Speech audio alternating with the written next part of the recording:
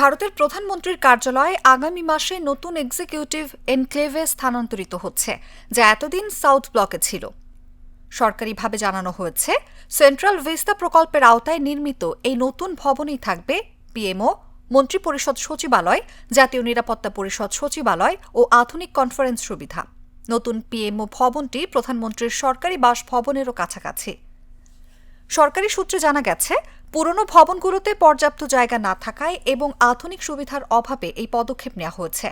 ভারতের উদীয়মান অর্থনৈতিক শক্তির প্রতিচ্ছবি হিসেবে নতুন দপ্তর ভবনের প্রয়োজনীয়তা দীর্ঘদিন ধরেই অনুভূত হচ্ছিল।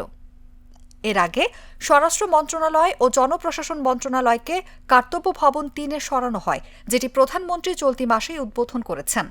উদ্বোধনী ভাষণে তিনি জানান, ভারতের প্রশাসনিক কাঠামো এতদিন ব্রিটিশ আমলে নির্মিত ভবন থেকে পরিচালিত হচ্ছিল, যেখানে পর্যাপ্ত জায়গা, আলো, হাওয়া ও অবকাঠামো ছিল না। তিনি বিস্ময় প্রকাশ করেন, কিভাবে স্বরাষ্ট্র মন্ত্রণালয়ের মতো গুরুত্বপূর্ণ একটি দপ্তর শত বছর ধরে এভাবে চলেছে।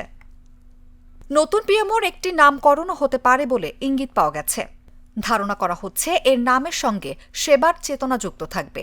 তৃতীয় মেয়াদে দায়িত্ব নেয়ার পর প্রধানমন্ত্রী বলেছিলেন, পিএমও হবে জনগণের দপ্তর, মোদির পিএমও নয়।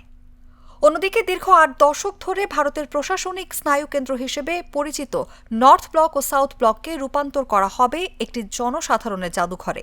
জাতীয় জাদুঘর কর্তৃপক্ষ ও ফ্রান্স মিউজিয়ামস ডেভেলপমেন্টের সঙ্গে এই নিয়ে চুক্তিও হয়েছে। সরকার জানিয়েছে, এই প্রকল্প ভারতের অমর সাংস্কৃতিক ঐতিহ্যকে তুলে ধরবে, অতীতের গৌরব, বর্তমানের আলোকোজ্জ্বলতা এবং ভবিষ্যতের সম্ভাবনার এক অনন্য প্রদর্শনী হিসেবে।